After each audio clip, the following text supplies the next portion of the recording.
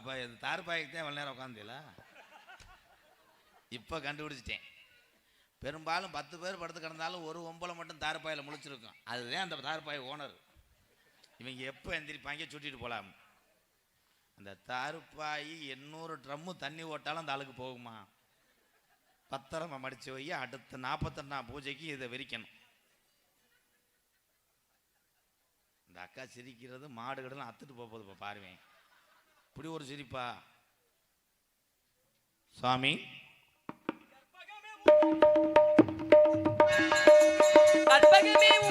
Hello துணையாரம்மா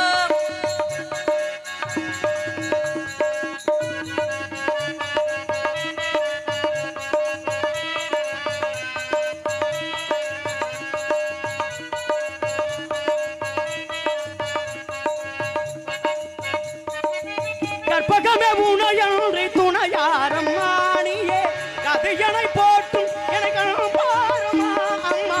கற்பகமே உனையன்றி துணையாரம்மா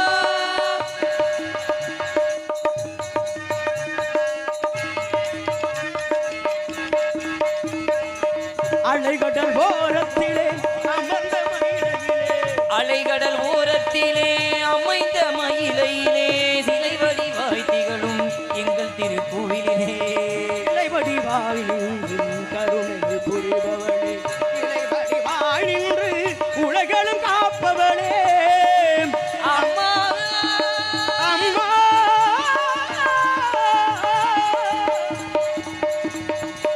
சிலை வடிவாய் நின்று உலகெங்கும் காப்பவளே செம்பளவாய் நிறம் பேசும் உமையவளே செம்பவளமே நிவன்னும் மகிழும் உமையவளே கற்பகமே உனையன்றி துணையாரம்மா நீயே கதியன போற்றும் என்னை கண்பாரம்மா அம்மா.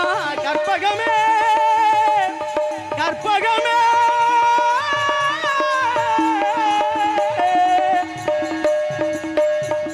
நாராயண ஓம் நமோ நாராயண ஹரி ஓம் நமோ நாராயண. தாங்கள் யார்? எங்கு இருந்து இங்கு வருகிறீர்கள் என்பதை எடுத்து கூறினீர்கள் என்றால் கேட்பதற்கு கொஞ்சம் மகிழ்வாக இருக்கும். இப்பிறப்பில்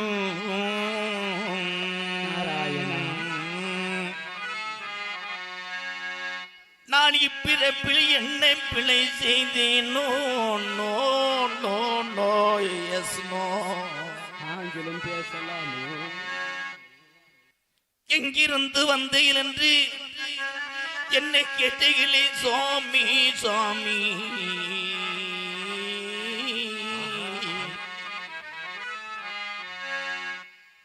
56 தேசமாண்ட ஹரிச்சந்திரன் அது வேற நாடகம் ஐயா. குறிஞ்சி நாடு என்னை இன்றெடுத்த தந்தை தாயும் சுவாமி. எங்க ஆத்தா வயிற்றுக்குள்ளேருந்து வந்தேன் சுவாமி. அருமையான பாடல், உண்மையிலேயே சிறப்பாக உள்ளது. அதற்கு பதில் பாடல் பாட வேண்டுமோ?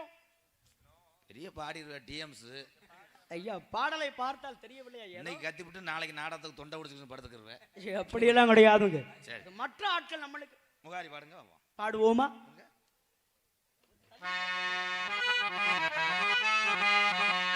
குறிஞ்சி நில நாட்டிலே ஆண்டவா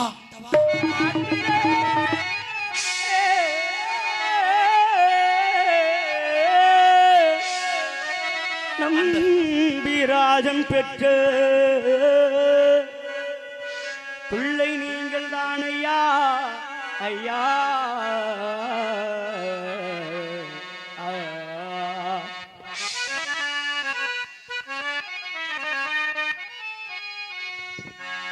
நான் கேட்டதற்கு சரியான பதில் சொல்ல காவலாளி ஐயா சுவாமி. நீர் வாழ்க, உன் குளமாழ்க, உன் சொந்த பந்தம் அனைத்து வாழ்க.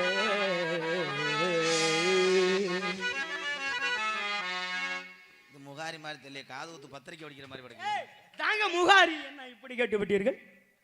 சாமி என்னங்க ஏதோ இந்த இடத்துக்கு தெரியாம வந்து விட்டீங்க. தெரியாம வந்துட்டீங்களா? அப்படி சொல்லக்கூடாது, தெரிந்துதான் வந்தீர்கள். நீங்க பாடும்போது இங்க 4 பேரும் பஸ் கிளம்புற மாதிரியே இருந்தாங்க.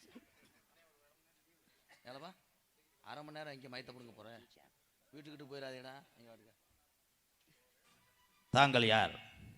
அபிஷேக பிரியா சிவா. இந்த அவசாரியா போனேன், குச்சிக்காரியா போனோம்னு உன்ட்ட சொல்லக்கூடாது. 2026 ரைடு வந்துடும், தெருவில் தெரியும். அபிஷேக பிரியா சிவா. சிவா.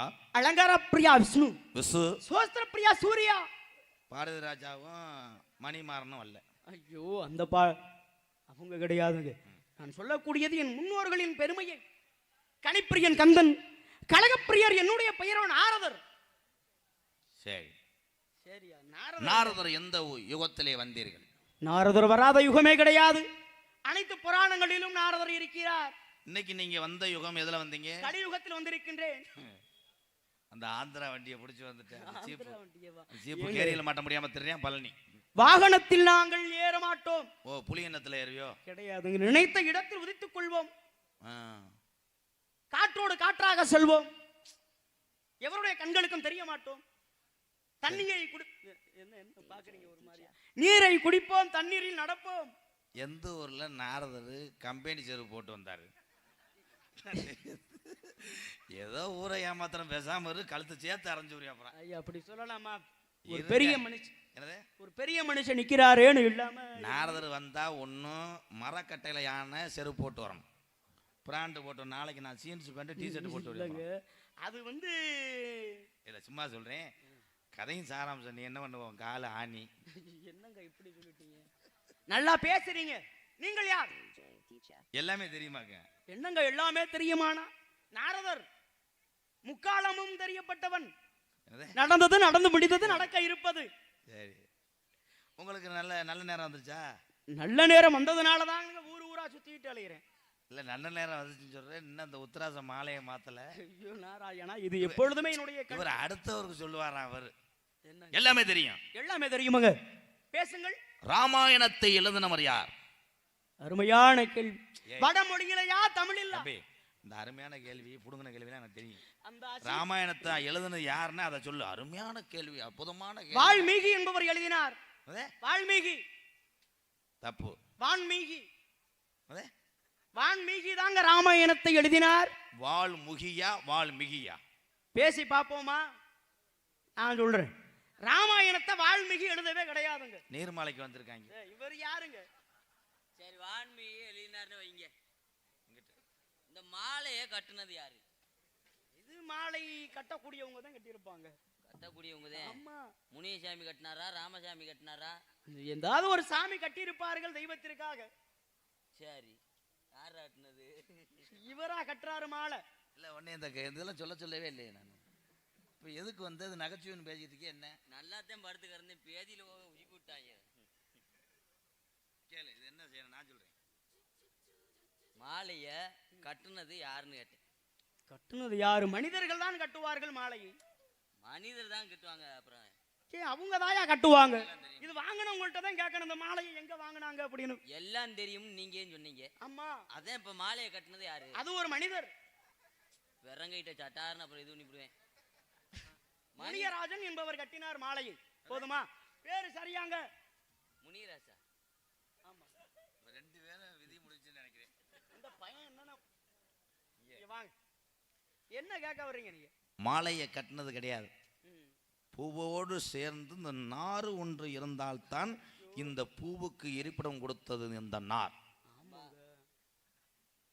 நல்லா பேசுறாரு தம்பி. அதை நான் சொல்லணும், ரொம்ப இது பண்ணாத. காசு கொடுக்காம தெருவில் விட்டு தேவை ஓட்டையில் கொண்டு போய் தேவை ஓட்டை ஊர் ஆடு அழகா இருக்கமேனு பேசுறீரோ? அதை நான் சொல்லல. வேற என்ன சொல்ற? ராமாயணத்துடைய கதாநாயகன் யாரு? ராமருங்க. ராமர். ராமர் சொல்லி முடிச்ச ராமருங்க. சரி, ராமருங்க. இதெல்லாம் தேவையில்லாத இதெல்லாம். சரிங்க, ராமருங்க. ராமனுடைய மனைவி பேர் என்ன? சீதைங்க. சீதை. சீதா சொல்லு. சீதா அப்படின்னு சொல்லு. ஏய் வாய். அப்ப அவ ஆத்தாண்டேன். சீதைங்க அந்த அம்மாவோட உண்மையான பேரு. சீதையோட தங்கச்சி பேர் என்ன? அப்படி கை விடுங்களே. உங்களை போல ஒரு பெரிய பெரிய ஆட்களை நான் சந்திக்க வேண்டும். நான் சொல்றேங்க, சீதா லட்சுமணனுடைய மனைவி பேர் ஊர்மிளா, பரதனுடைய மனைவி பேர் சுபகீர்த்தி, சத்ருக்கன்